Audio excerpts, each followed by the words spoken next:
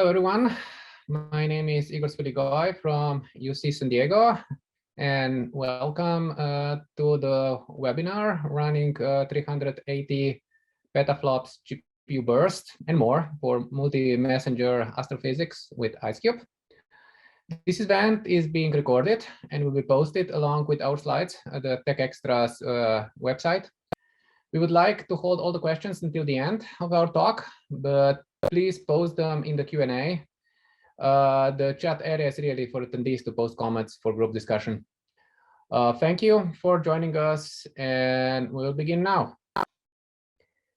So I already introduced the title, running 380 petaflops GPU burst for IceCube. So let's go first into defining what IceCube is and why it's important. So for those of you who don't know, IceCube, it's really a big experiment located in the South Pole. They built the detector into the ice that was already there. It's about 5,000 digital optical modules. You can think about them as cameras, pretty much, that are buried deep in the ice, and they instrumented about a cubic kilometer of ice that way, and that's why it's called IceCube. Now, they do a lot of science, but their primary mission is to detect neutrinos. And the ice is great for this because, as you may know, neutrinos are pretty much impossible to see directly. They don't really interact with anything. But as they go through the ice, they will produce Cherenkov light. And that light will be seen by the digital optical modules. And from that, then you infer where the neutrino came from. So if neutrinos are really that hard to spot, why do we even bother? Well, turns out that neutrinos are pretty much the only medium that allows us to look for some very high energy events that happen out there in the universe. Pretty much all the other kinds of light that reaches us gets absorbed before we get it. So having an instrument that can actually see those neutrinos and figure out where they come from is very useful. Also because those big events usually are followed up by other smaller events that do produce light in other ranges that the normal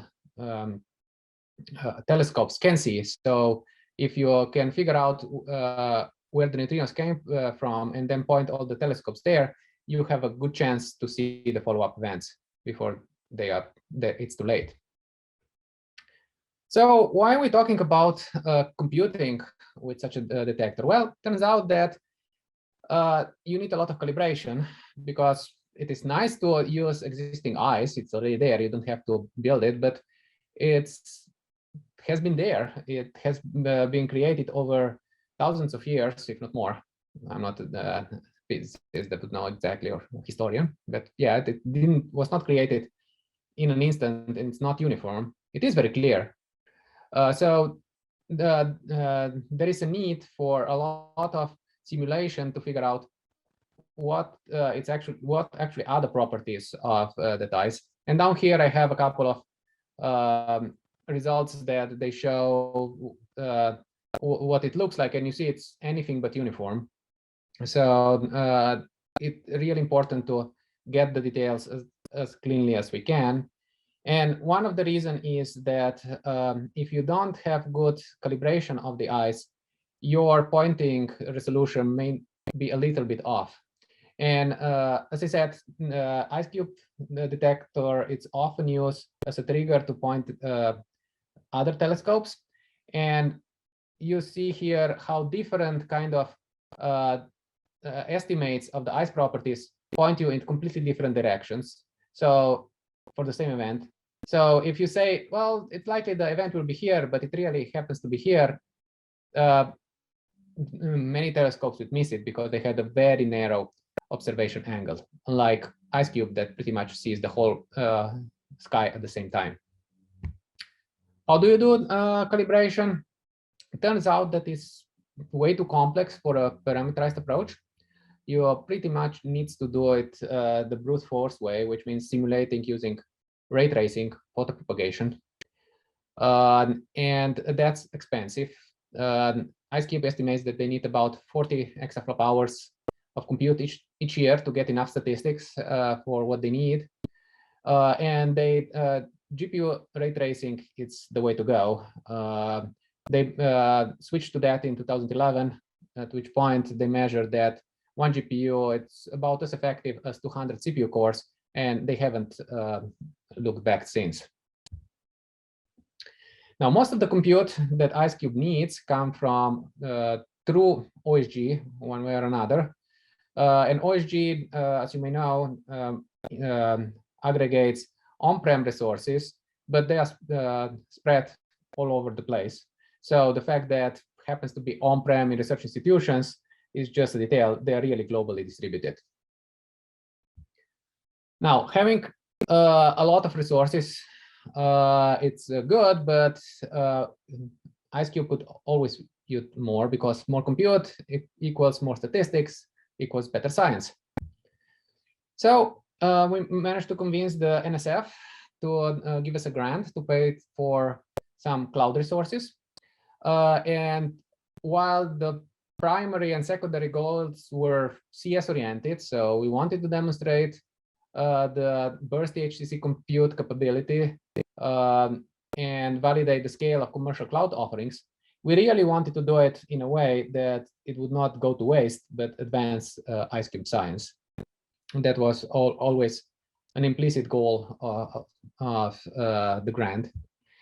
And while the initial plan was to run a single really large burst, due to both resource constraints and you'll see the problems we had with building visibility, turned out that we didn't spend all the money in the first burst, so we ended up doing several of them, and I'll go through all of them in this talk. So here is the first one. When we did the big 380 petaflops burst, going from 0 to max in about 2 hours.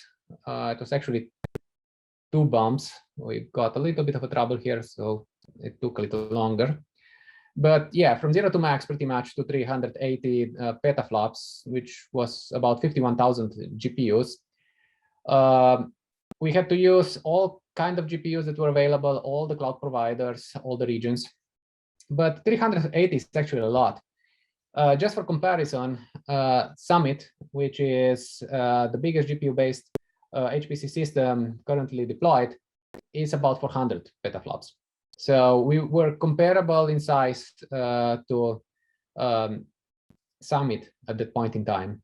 We didn't keep it for a long time, but we reached that peak.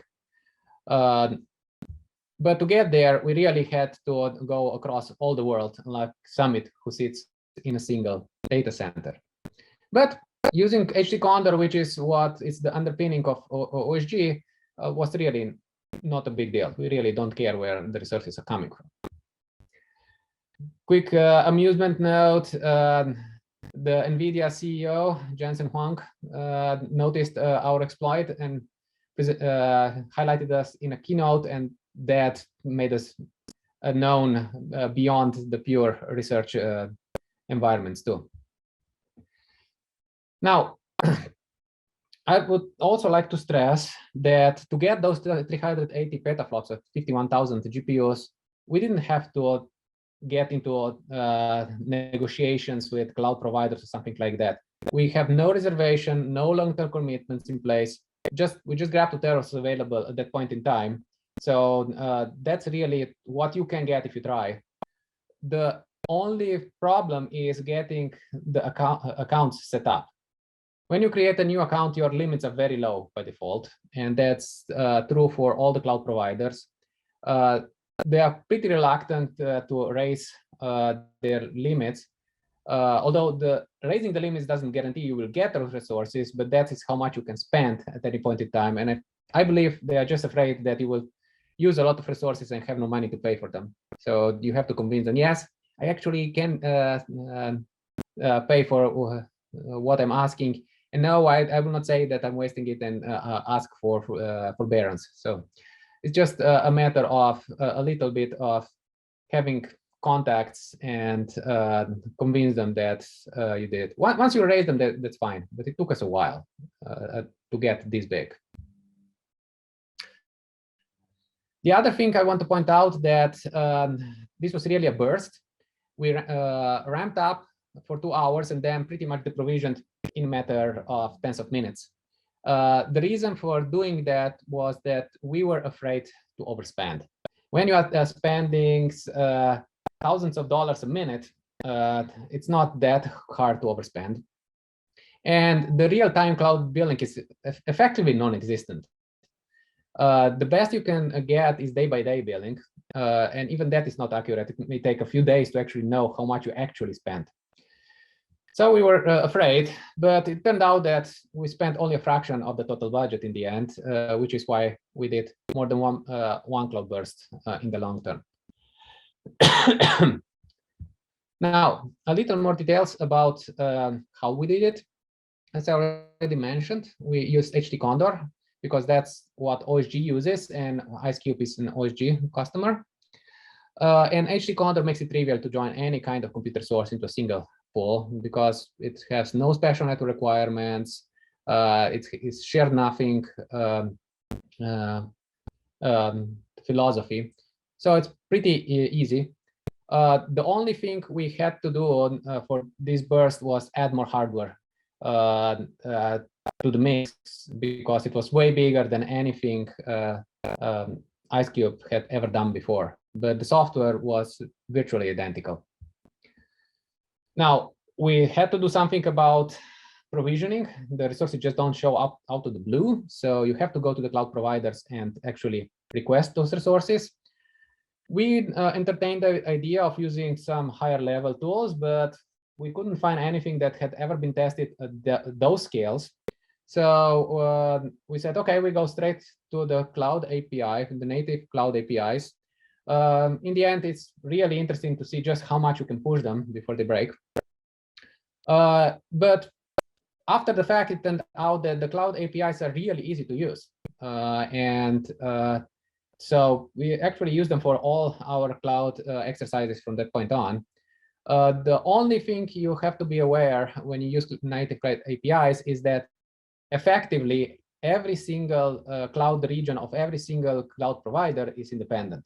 So there is a lot of repetition that's going on, and in order to get everything you need, you probably will need a little bit of scripting if you really want to go wide. If all you do is one or two regions, it's not a big deal, but when you use all the regions as we did, I think it was around 50, I don't remember anymore, but there are a lot.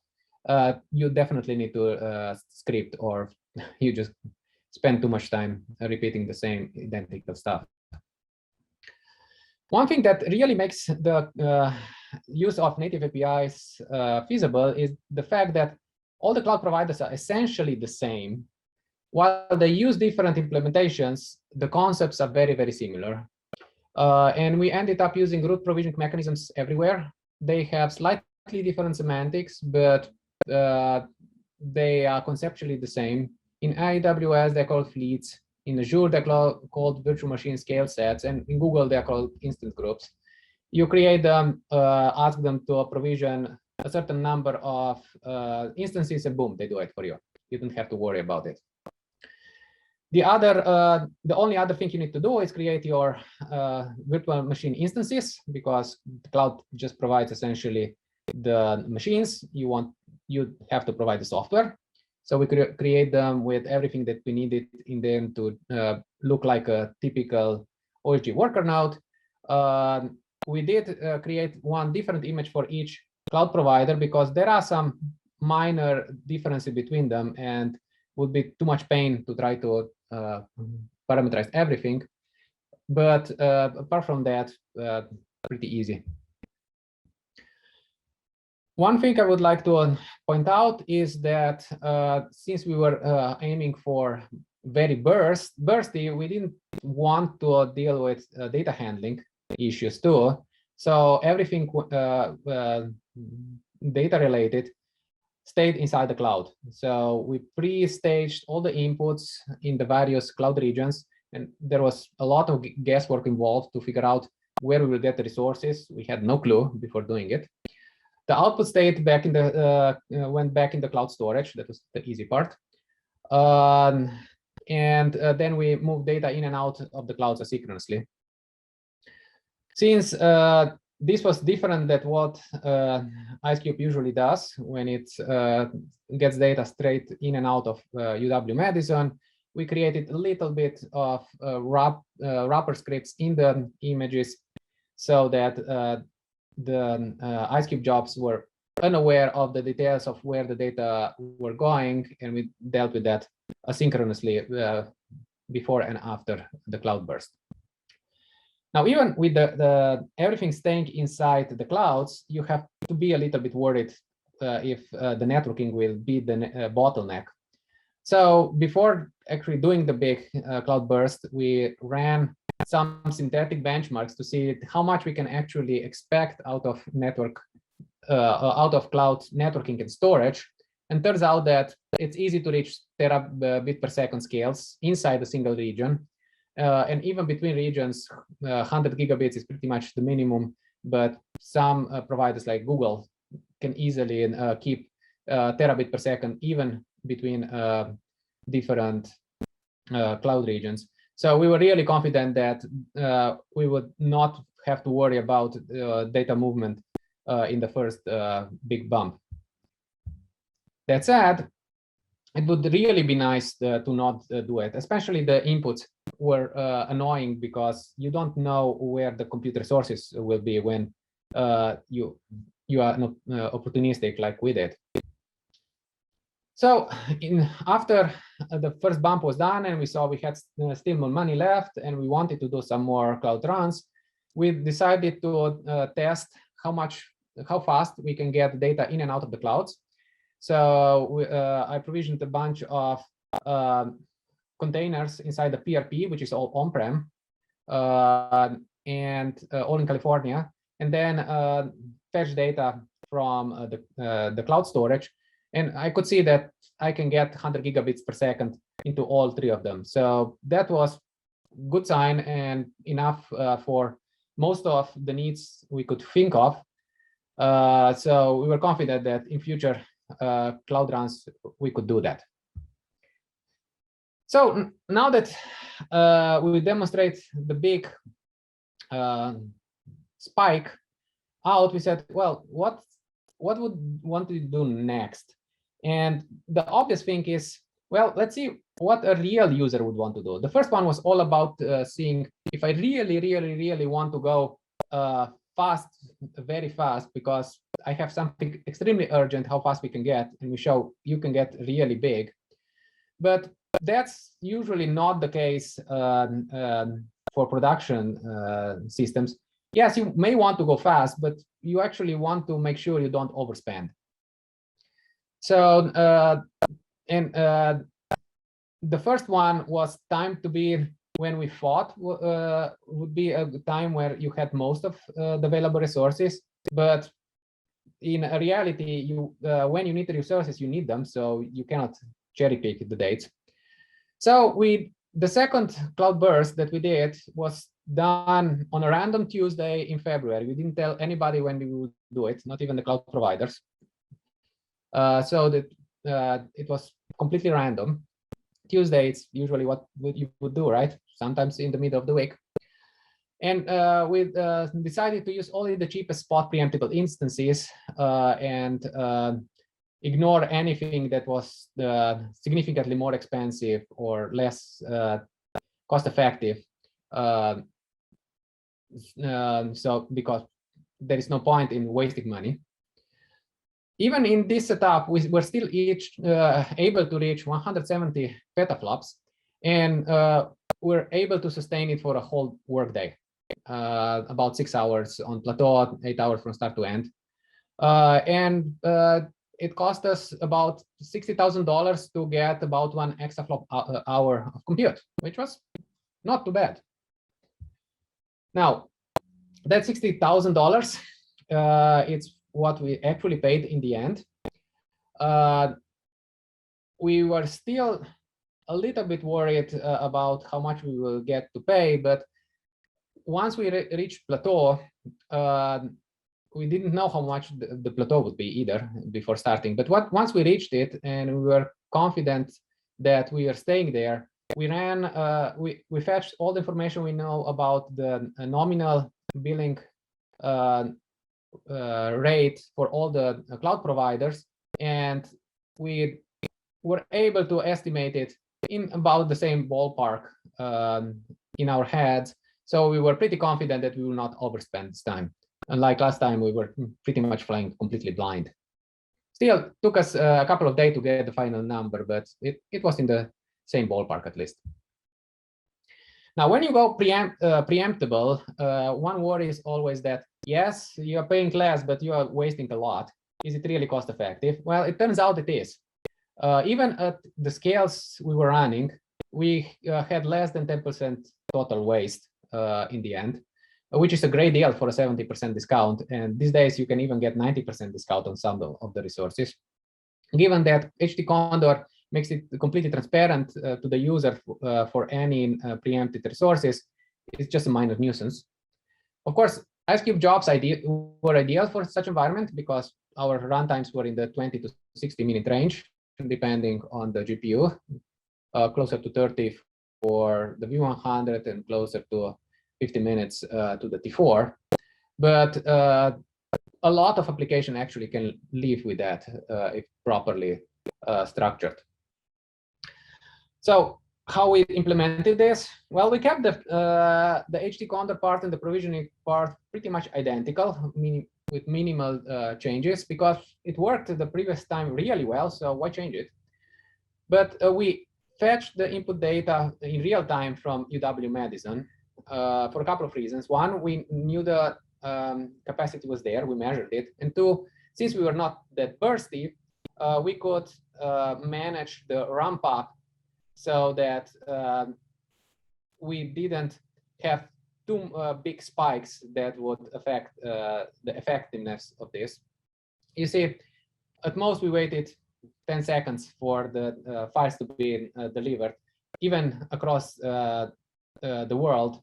And for jobs that run 20 to 40 minutes, that's negligible. We still kept all the output data in the cloud native storage because it was easy. The really annoying part was input, because we had to pre-stage them if they were in the cloud. For the output, it doesn't really matter where you store it because nobody is needing it for probably weeks. And output is also much larger, so it was more risky. But after the fact, the traffic was not that big, and we could have easily have delivered it to UW-Madison. But yeah, we wanted to change one piece at a time. Nevertheless, delivering it back straight to UW-Madison, it's desirable because that would make it completely a normal workflow like IceCube does, instead of having post-processing syncing back into UW-Madison. So we said, well, let's try that too. And that was our third cloud burst.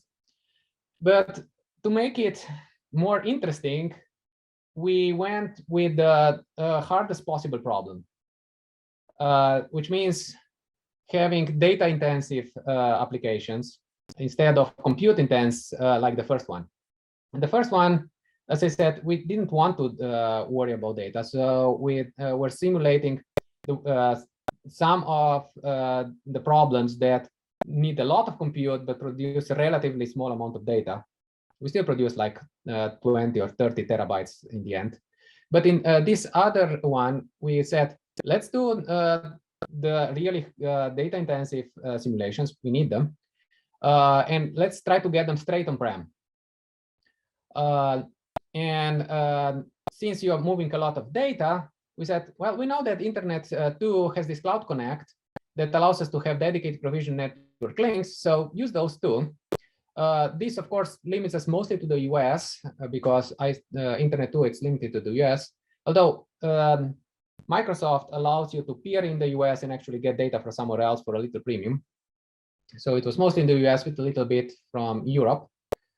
But we still managed, even with that, we still managed to get to 100 petaflops, and in the end, managed to deliver 130 terabytes back to on-prem,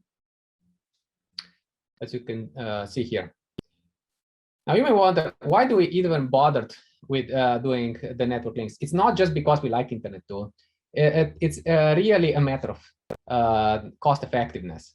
See, the cloud network egress is really expensive because cloud providers charge you for any data that leaves their premises. And at $80 per terabyte, that starts to be expensive when you have hundreds of terabytes to transfer. So for data-intensive applications, egress costs can be high, and our 130 terabytes would have cost us $11,000 if we did nothing. And if you run the math, in order to produce the data, the compute cost would be anywhere between $10,000 and $30,000, depending which mix of GPUs you can get when you go high number. So the compute and egress costs tend to be comparable. So you really want to do something about data. It's just getting too expensive. And here is where dedicated provisioned links can help, because by getting those links, you do pay a fixed hourly cost for them, but the amount of money you're charged for the transfer is about 1/4 of what you would pay by doing nothing. So it's something you really should to think of when you do hundreds of terabytes of transfers. In terms of setup, we kept pretty much, again, the Condor part, the provisioning part the same. We had already decommissioned all the hardware we had in the previous one, so we redeployed it, and this time we said, oh, let's just do everything in the cloud, not even bother with on-prem setup because it's a negligible additional cost. But all the input and output went toward on-prem, so there were no cloud native storage involved anymore. It was pretty much standard IceCube workflow. And of course, the dedicated provision network links were the major change, which turned to be quite an involved problem. For one, it cannot be done by the final user alone. It really requires assistance from the on-prem network technician, and each cloud provider does it differently. So there is a long learning curve involved with this. By the way, I had more details about this in the last month's TechX talk. So if you missed that, you may want to look it up. It's posted online. Anyway, apart from all the human interaction problems, an additional problem was just the sheer scale. At least at that point in time, most of the links that Internet2 had were based on 10 gigabit connections. So we had to stitch up together a lot of links in order to get to just over 100 gigabits per second that we wanted for our burst. As you can imagine, that takes quite a bit of time, especially if there is a lot of human interaction involved between different people. Anyway, we did it, worked pretty well. We didn't quite reach 100 gigabits per second, but we did reach 10 gigabytes per second, which was good enough round number, and we were pretty happy. We also managed to save about half on network costs. The network costs were about $5,500 versus the 11,000 nominal. So that was good. So the effort paid off. In the process, almost filled the UW-Madison research link. You see down here, it reached 90% capacity. So we were almost, they were almost ready to mark us as a denial of service attack. We also, the rest went to SDSC, where he had some more storage, but it was not that big for various reasons. Anyway, it was quite a success. So with all these cloud bursts being pretty successful, just minor annoyances here and there, I would claim that cloud computing works great for IceCube. That said, all those bursts were done with a lot of ad hoc infrastructure involved. So wouldn't it be nice if we could demonstrate the production setup? That ad hoc is great when you do a one-of-kind stuff, but can we do it in a more production setup? So we said, okay, let's do it. So the fourth cloud run, it's not a burst anymore, was all about demonstrating that, yes, we can do it in a production setup. So we fully integrated it into OSG infrastructure. The cloud resources looked to OSG, just another OSG site. There was nothing ad hoc in the IceCube setup. We didn't, this time, there was nothing in IceCube that would be cloud specific anymore. We kept the size modest compared to previous bursts because we wanted to be comparable in size to what the other sites were, not orders of magnitude bigger. But we extended it over several weeks, and we used only the most cost-effective GPUs, which tend to be T4 GPUs in Spot. And at these sizes, you don't need anything else. There are enough T4 GPUs in Spot available from the various cloud providers that it makes it easy to do. And I think we ran mostly in the US and Europe. We didn't even bother going to more exotic locations. We kept the price tag at about $60,000. We still have that much money left. But since we ran for a long time, and at those timescales, we actually have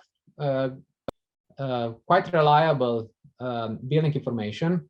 We partnered with CloudBank to get the budget management.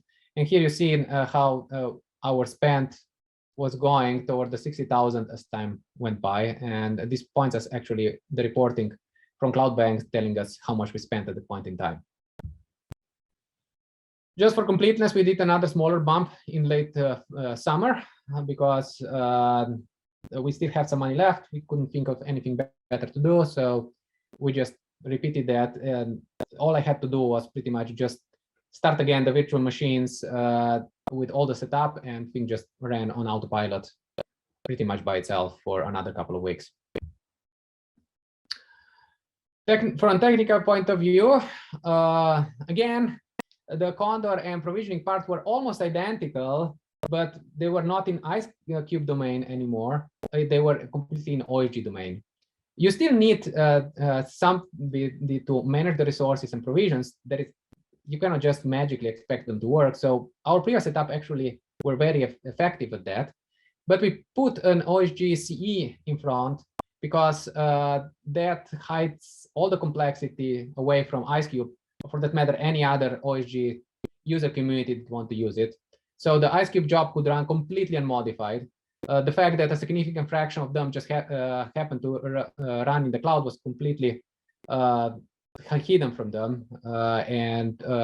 Unless they really dug into host names or something like that, they couldn't really distinguish the on-prem and the cloud jobs. Another benefit of having everything in production infrastructure is that you can use the other services. For example, the OSG accounting shows here in green our contribution to the OSG GPU compute resources. And you can see that even though we went small compared to the previous cloud runs, for this week, we still managed to about double the amount of GPUs that IceCube got in a single week. So typically, they get about 200,000. We added more than 400,000 that week alone, plus everything else that was going on that week. And if you see the integral, this equivalent to about 16,000 GPU days, or just about 3 exaflop hours of compute. So yeah, for the same money, we got 3 times as much compute as we got in the second budget-friendly one, because even when the previous one, because we wanted to go still high, the fraction of non-optimal GPU was still using up most of the budget. So just going with T4s it's much more effective. And by the way, the prices went down since then too, especially Azure at that point in time came aboard with T4s that were much cheaper than the others. And recently Google lowered them even lower. So why did we use CloudBank? The native cloud cost management is actually not bad for longer periods of times. The problem is that they own silo. You cannot really easily integrate the three into one view, and that's what CloudBank does really well. So you can have accounts in different cloud providers, and they will bring it all in together in a single view, like here. We have all three, and you see how much you spent in each of them, but then you have also a view that tells you in a single view how much you spent, and they have nice periodic reporting tools that I really liked, and so I don't have to spend a lot of time just digging into the numbers to figure out where we were. CloudBank provides also other services, and we use one, which is new account creation, because one of our previous accounts had to be closed for various reasons. And I was really impressed how easy they made it on us. So I would recommend it anytime you can to use them. So that's pretty much all I have. Just to summarize, while the cloud is not the main resource for IceCube, it could be very useful because IceCube needs large amounts of GPU-based compute for proper detector calibration.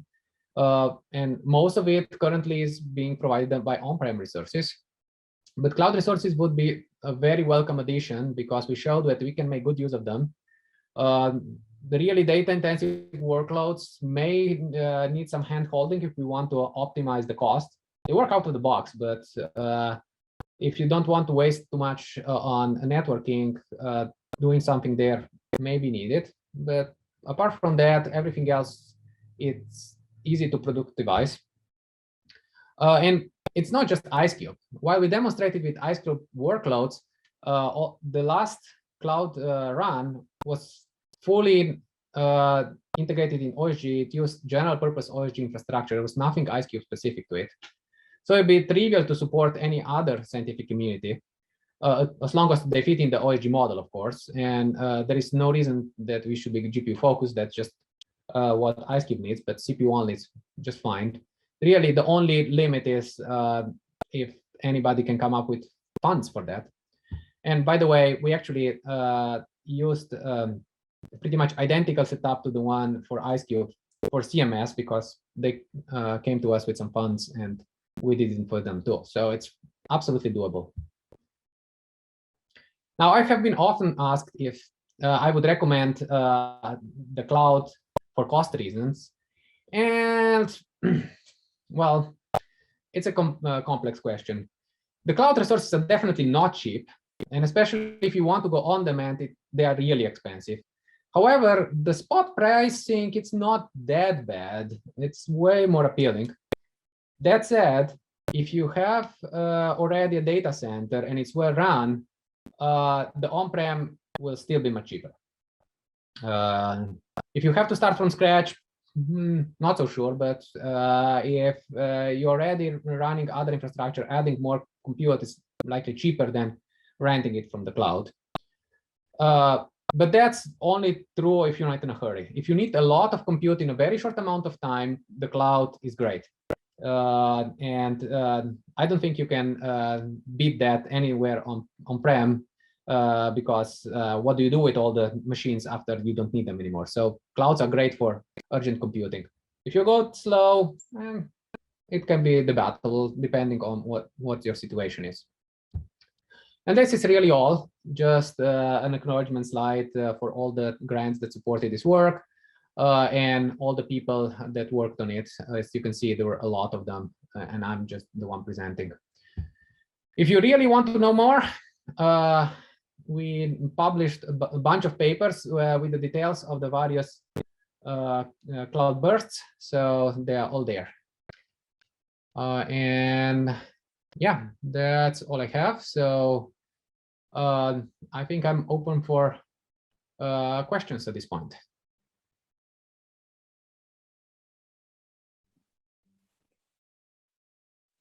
So let's see, do we have anything in Q&A? Nothing in Q&A.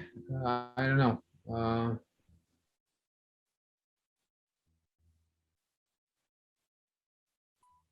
If anybody, oh, here, one, let's see, open. What do we have?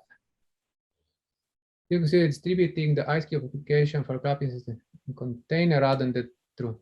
Well, there is really no benefit in going in a container versus a VM image. In the end, a container is a container image. So creating a container image versus creating a VM image, it's about the same amount of work. The second one, did you write a taximeter app to estimate how much you were spending per minute? No. For the first one, we made just a mental model before and gave ourselves 100% error margin, so that we were damn sure that we would not go over what we needed. But no, when you go that fast, we didn't even try, because the mix of, if you know in advance what mix of resources you will have, it's easy. All the resources are well advertised, but when things change very often, we didn't even try. 3, how did your instance write data to your in-cloud storage? Essentially using the standard object store upload. So I think I used the native tools for AWS, native for Google, and native for Azure. As I said, I wrapped them up so the jobs would not know how things were. They thought they were running readFTP, but really what happens was invoking the right tool under the hood and going to the right area. So next one is, what is the next step?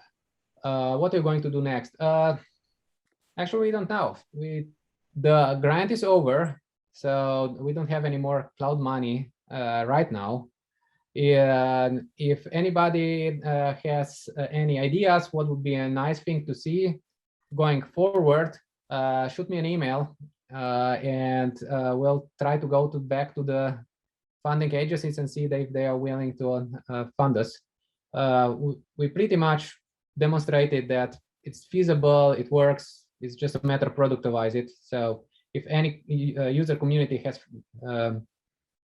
cloud funds and they fit in OSG, we could support them right now with just a matter of somebody paying for the cloud resources to do it.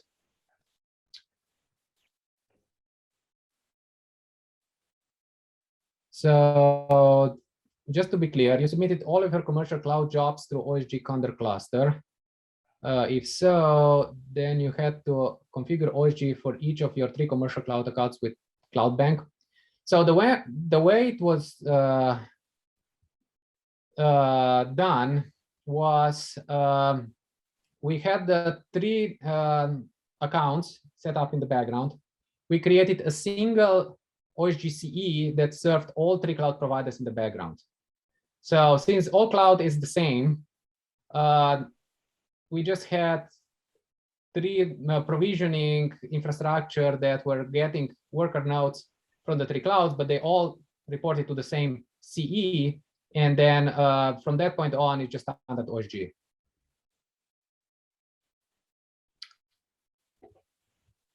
Let's see.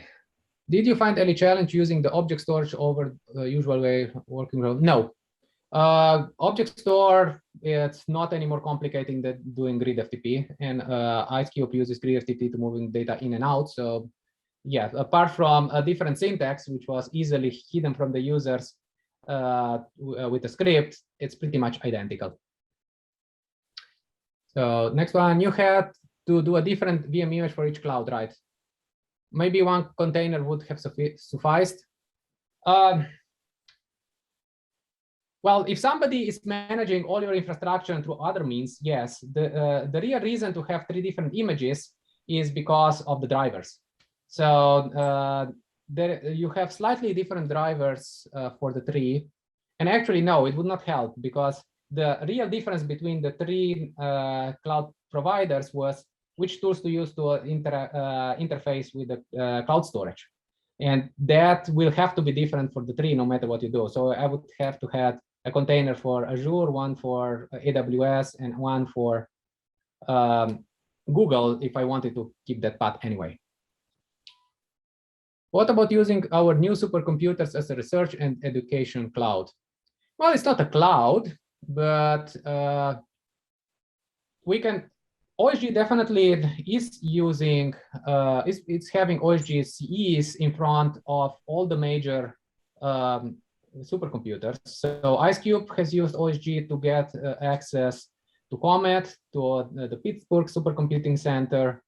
I don't think they have an account on Summit.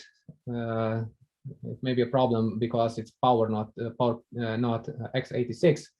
But apart from being a cloud, whatever happens behind the scenes, it's really doesn't matter. And OSG is optimized to, was born to aggregate resources on batch managed systems, which is what supercomputers are. But we demonstrated that it can manage other resources that are pure infrastructure as a service by deploying a batch system on top of them, which is what we did. I'll wait a little more if anybody has more questions, but if you want to leave, thank you. And I hope this webinar was useful for you.